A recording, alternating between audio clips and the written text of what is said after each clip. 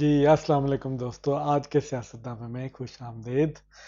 آج کے سیاست نامے میں جو خبریں ڈسکس ہوں گی اس میں سب سے پہلے ہے سپریم کورٹ کا بھٹو کیس کا، جو انہوں نے ایک صدارتی ریفرنس کا فیصلہ کیا ہے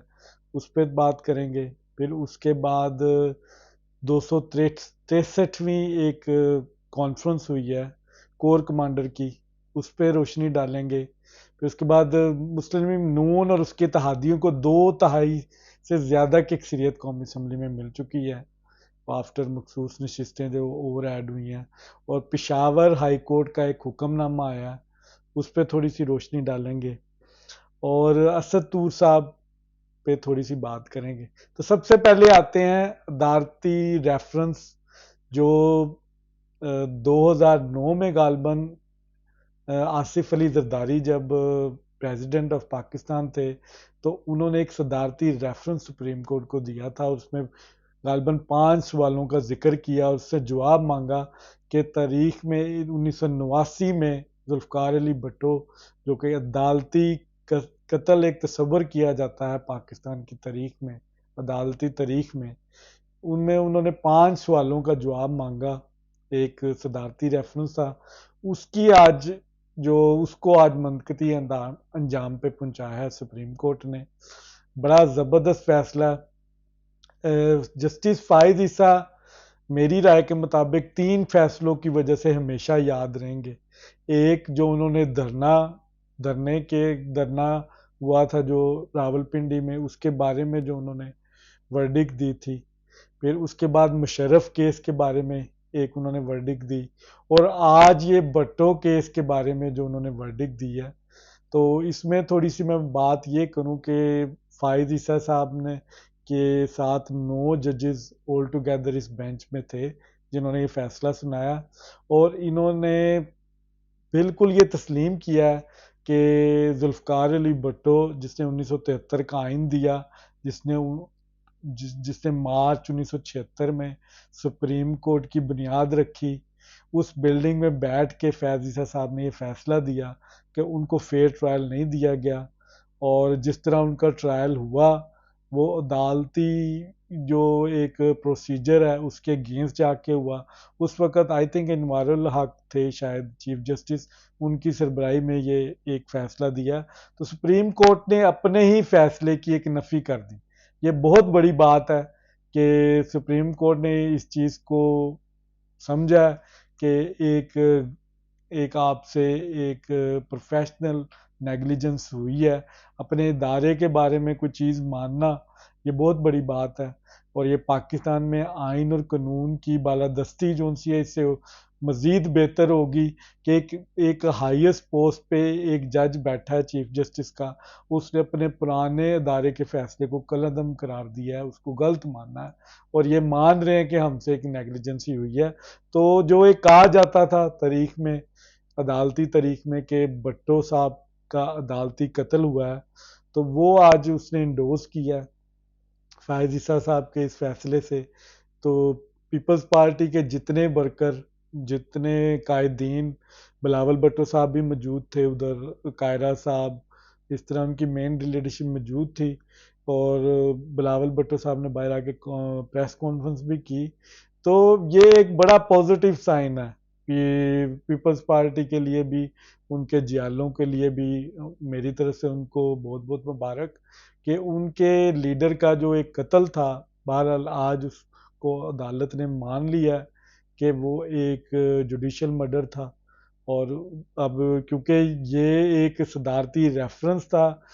میرا نہیں خیال کہ سپریم کورٹ اب یہ 5 سوال جو پوچھے گئے تھے اس وقت آصف علی زرداری نے، اس کا وہ جواب دے گی کہ نہیں دے گی۔ بہرحال یہ ایک کولیکٹیو سب کی متفقہ جو ان سا وہ ڈیسیژن ہے سب ججز کا،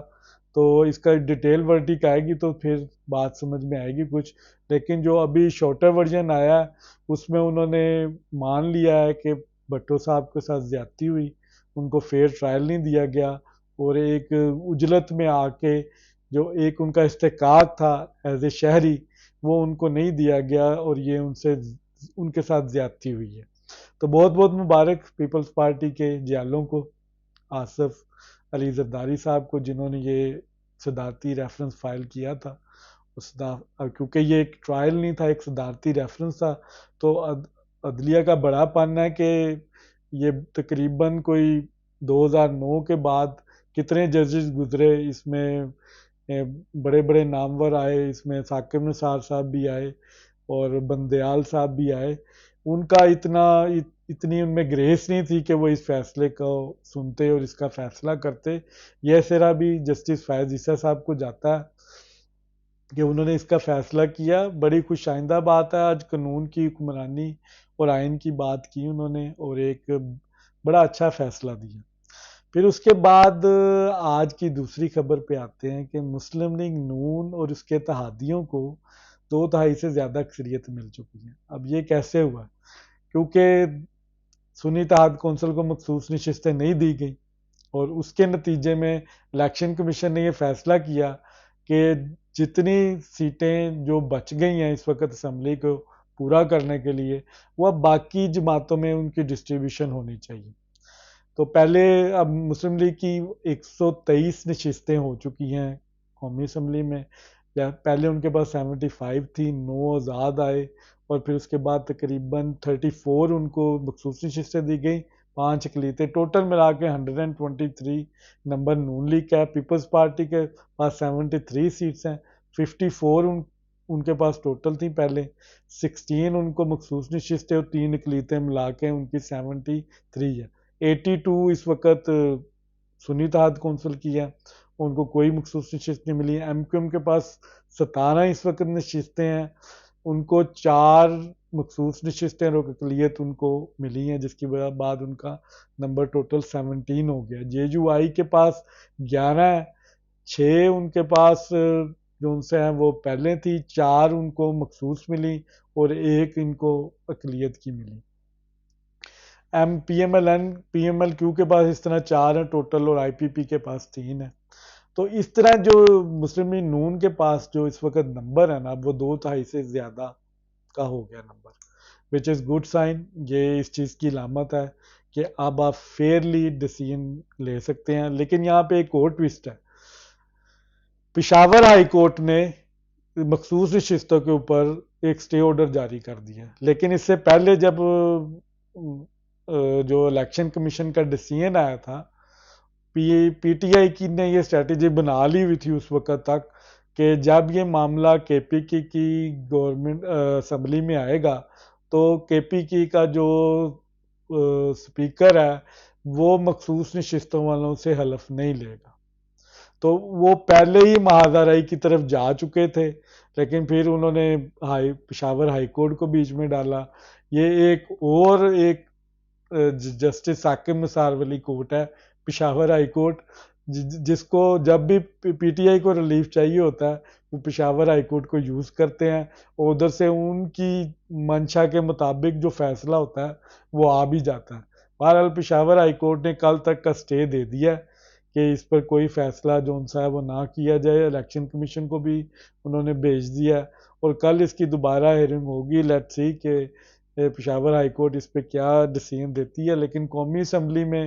جو اب اس وقت نمبر آ چکے ہیں اس میں کلیئرلی نون لیگ اور اس کے اتحادی جتنے بھی ہیں ان کو 2/3 سے زیادہ اکثریت حاصل ہے. تو یہ اس چیز کی طرف سائن ہے کہ اگر اب کوئی بھی بل آتا ہے جس کو آپ کو 2/3 سے زیادہ کی اکثریت چاہیے ہوتی ہے تو مسلم league known in comfortable position privatisation کے حوالے سے یا پھر نیب کو ختم کرنے کے حوالے سے کوئی بھی اس طرح کی لیجسلیشن کرنا چاہتی ہے تو یہ گولڈن اپرچونٹی ہے مسلم لیگ نون کے پاس کہ وہ اس وقت وہ سب چیزیں کر سکتی ہیں جس کی ان کو ضرورت ہے اور وہ بغیر کسی کوئی کولیکٹیو ڈیمیج کے کسی کو ان سے مذاکرات کرنے کی ضرورت نہیں ہے. وہ اس پوزیشن میں ہے کہ وہ کر لیں گے. پھر اس کے بعد آج کی ایک اور خبر ہے کہ 263ویں کور کمانڈر کانفرنس ہوتی ہے. اچھا، اس میں اب جو چیزیں 5 نکاتی ایک آرڈر نکلا ہے اور ایک پریس ریلیز نکلی ہے، اس میں جو مین چیز ہے انہوں نے جو ڈسکس کیا اس میں پریس ریلیز میں انہوں نے کہا جس طرح وزیر اعظم صاحب نے ارادہ کیا کہ 9 مئی کے ملزمان کو نہیں چھوڑا جائے گا، ان کا ٹرائل ہوگا. ہم اس چیز کی جو سی یہ خوش آئندہ چیز ہے، اور ہم بھی یہی چاہتے ہیں کہ 9 مئی کا جو ملزمان ہیں ان کا ٹرائل ہو. یہ ادارے کی ساخت کی بحالی کے لیے بہت ضروری ہے. اب اس میں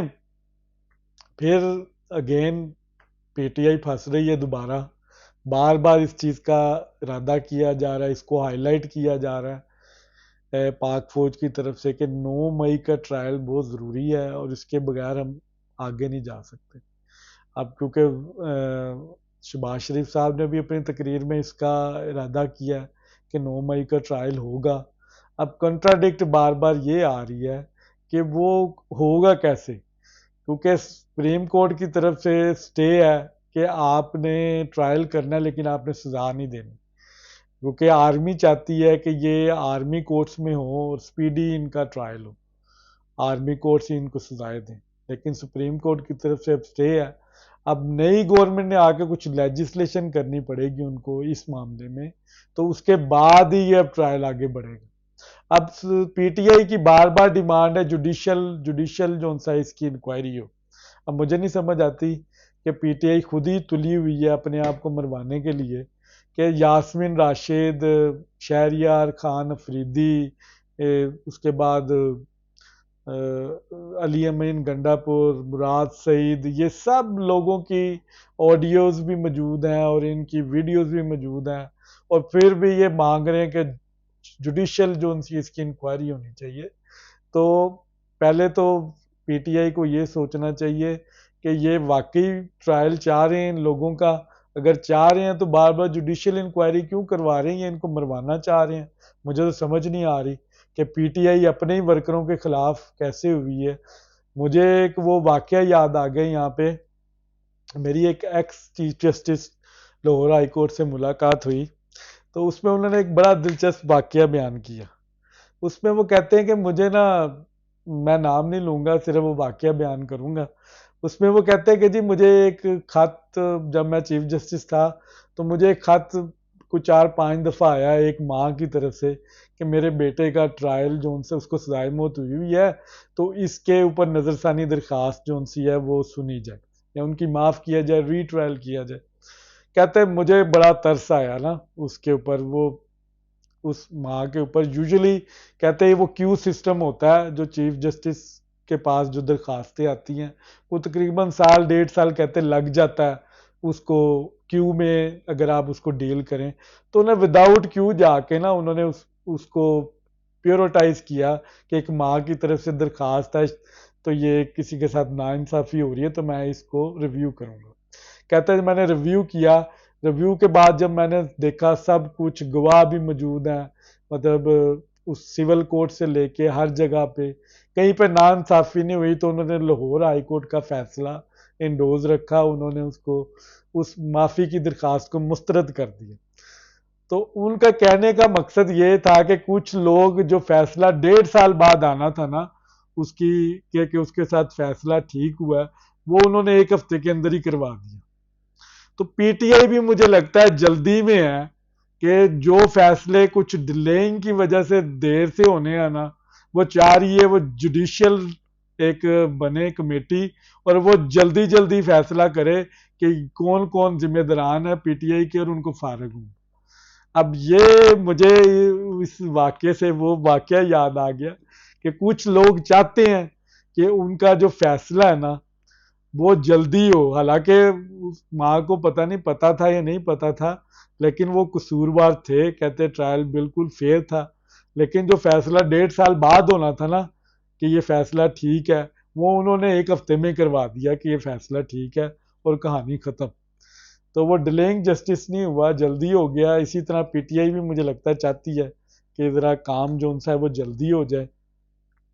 اب اس کے بعد جو ایک اور معاملہ چل رہا ہے پاکستان میں اس وقت، وزیر کون ہوگا، یہ ایک لڑائی چل رہی ہے. اسٹیبلشمنٹ پہلے ہی ایک کمفرٹیبل زون میں ہے شہباز شریف کے ساتھ، کیونکہ انہوں نے ان کے ساتھ 16 مہینے پہلے بھی کام کیا ہے. تو اب بھی مجھے میری ذاتی رائے میں جو بھی ٹیم آئے گی ان کی مرضی کی ہے کہ سہاگ ڈار صاحب کا سائیڈ لائن ہونا اس بات کی طرف انڈیکیشن ہے کہ وہ چاہتے ہیں، جس طرح کی وہ ٹیم وہ چاہتے ہیں اس طرح کے لوگ اب کیبنٹ میں آئیں گے، کمپیٹنٹ لوگ آئیں گے۔ ملک کے جو حالات ہیں اس وقت ڈالر اور کی جس طرح فلکچویشن ہو رہی ہے اور آئی ایم ایف کے آگے معاملات ہیں، تو جو لوگ بھی آئیں گے وہ کمپیٹنٹ لوگ آئیں گے، اچھے لوگ آئیں گے۔ اور شہباز شریف کا ایک سٹائل ہے لیڈرشپ کا کہ وہ بہت ایک اچھی ٹیم کے ساتھ کام کرنے کے عادی ہیں، اچھے لوگ وہ لے کے آتے ہیں، تو ان کے دربار میں اچھے لوگ ہوں گے، جی حضوری والے لوگ کم ہوں گے، کام کرنے والے زیادہ ہوں گے۔ پوری امید ہے کہ شہباز شریف صاحب اس مشکل گھڑی میں جو وہ ملک کو درپیش مسائل ہیں، انہوں نے کے پی کے کا دورہ بھی کیا ہے اور وہ سب اکائیوں کو ساتھ لے کے چلیں گے اور فیڈرل ایک بڑے باپ کا رول ادا کرے گا۔ مریم نواز نے بھی آج 17 ممبرز کی کیبنٹ دے دی ہے تشکیل، اس میں بڑے ینگ لوگ ہیں، اچھے لوگ ہیں، تو ان کو ایک اپرچونٹی دی جا رہی ہے، فیصل کھوکھر جیسے اور رانا سکندر حیات اور سہیب ملک جیسے لوگ جو ایک ینگسٹر ہیں، فرسٹ ٹائم کر رہے ہیں، شوکت بٹ صاحب لاہور سے ہیں۔ یہ نئے لوگوں کے پاس اب اپرچونٹی ہے کہ وہ ڈیلیور کریں، اپنی حلقے کی عوام کو بھی فیسیلیٹیٹ کریں اور پنجاب کی عوام کو بھی فیسیلیٹیٹ کریں۔ آپ کیسے ڈیلیور کر سکتے ہیں؟ کچھ ایسے کام کر جائیں جو تاریخ میں یاد رہیں۔ اب یہ آپ کے اوپر ہے، یہ اب گیند آپ کی کورٹ میں ہے کہ آپ نے کس طرح پنجاب کو اب ڈیلیور کرنا ہے۔ اور مجھے امید ہے کہ مریم نواز صاحبہ نے بڑی سوچ وچار کے بعد جو ان سے یہ کیبنٹ تشکیل دی ہوگی اور یہ ہیرے انہوں نے ڈھونڈے ہیں، اب یہ ان کی پرفارمنس کے اوپر ڈیپینڈ کرتا ہے کہ وہ کس طرح پنجاب کو آگے لے کے چلتے ہیں۔ بہت شکریہ۔